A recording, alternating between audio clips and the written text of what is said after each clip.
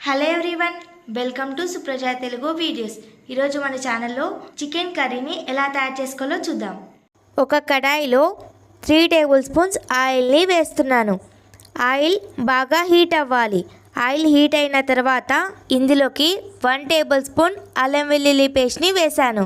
అల్లం వెల్లుల్లి పేస్ట్ని ఒక 2 నిమిషాల పాటు బాగా ఫ్రై చేసుకోవాలి. అల్లం వెల్లుల్లి పేస్ట్ పచ్చివాసన పోయేంత వరకు ఫ్రై చేసుకోవాలి. ఆ తర్వాత ఒక మిక్సీ జార్లో 2 ఉల్లిపాయల్ని వేసి మెత్తగా మిక్సీ పట్టుకోవాలి. మిక్సీ పట్టుకున్న ఉల్లిపాయ మిశ్రమాన్ని ఇందులోకి వేయాలి. ఉల్లిపాయ మిశ్రమం పచ్చివాసన పోయేంత వరకు బాగా ఫ్రై చేసుకోవాలి. ఈ ఉల్లిపాయ మిశ్రమాన్ని ఒక 5 నిమిషాల పాటు బాగా ఫ్రై చేసుకోవాలి. మీ ఇంట్లో మీరు చికెన్ కర్రీని ఎలా తయారు చేసుకుంటారో నాకు రెసిపీని కామెంట్ సెక్షన్లో షేర్ చేసుకోండి. నేను ఎప్పుడైనా ఆ విధంగా ట్రై చేసి చూస్తాను. ఆ తర్వాత ఒక మిక్సీ జార్ తీసుకొని అందులో 2 టమాటాలని మిక్సీ పట్టుకోవాలి. ఈ టమాటా పండు మిశ్రమాన్ని ఇందులోకి వేయాలి. టమాటా గుజ్జు వేశాక ఈ టమాటా గుజ్జును ఒక 5 నిమిషాల పాటు బాగా ఫ్రై చేసుకోవాలి. టమాటా గుజ్జు కూడా పచ్చివాసన పోయేంత వరకు ఫ్రై చేసుకోవాలి. 1 టీ స్పూన్ ఉప్పు, 2 టీ స్పూన్స్ కారం, 1 టీ స్పూన్ పసుపు, 2 టీ స్పూన్స్ ధనియాల పొడి, 1 టీ స్పూన్ గరం మసాలా వేస్తున్నాను. గరం మసాలా కూడా వేశాక మసాలాలన్నీ బాగా ఫ్రై చేసుకోవాలి. 1 నిమిషం పాటు బాగా ఫ్రై చేసుకున్న తర్వాత ఇందులోకి బాగా శుభ్రం చేసి పెట్టుకున్న 1/2 కేజీ చికెన్ని వేస్తున్నాను.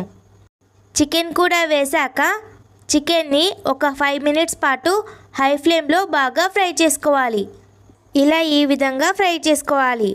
మసాలాలన్నీ ముక్కలకి పట్టే విధంగా ఫ్రై చేసుకున్న తర్వాత ఇందులోకి ఇక్కడ నేను 500 ml దాకా నీళ్ళని పోస్తున్నాను. 500 ml నీళ్ళు పోసిన తర్వాత ఒకసారి అంతా బాగా కలిసేటట్టు కలుపుకోవాలి.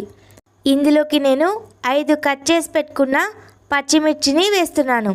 పచ్చిమిర్చి వేశాక ఒకసారి బాగా కలిసేటట్టు కలుపుకోవాలి. ఈ చికెన్ కర్రీని 15 నుంచి 20 నిమిషాల వరకు కుక్ చేసుకోవాలి. మధ్య మధ్యలో గరిటెతో కలుపుకుంటూ చికెన్ కర్రీని ఉడికించుకోవాలి. చూసారుగా, ఇలా ఈ విధంగా దగ్గర పడేంత వరకు ఉడికించుకోవాలి. చికెన్ బాగా ఉడికిపోయింది. ఇప్పుడు ఇందులోకి 1/2 టీ స్పూన్ మిరియాల పొడిని వేస్తున్నాను. మిరియాల పొడి వేశాక ఇక్కడ నేను కొద్దిగా కొత్తిమీరని కూడా వేస్తున్నాను. ఇవి వేశాక ఒక 2 నిమిషాల పాటు ఫ్రై చేసుకోవాలి. ఈ చికెన్ కర్రీని ఎవరైనా చాలా సింపుల్గా ఈజీగా తయారు చేసుకోవచ్చు. మీరు చికెన్ కర్రీని ఇంట్లో ట్రై చేసి ఎలా వచ్చిందో నాతో కామెంట్ సెక్షన్లో షేర్ చేసుకోండి. ఈ వీడియో కనుక మీకు నచ్చితే లైక్ చేసి షేర్ చేసి సబ్స్క్రైబ్ చేయండి. Thanks for watching. బాయ్.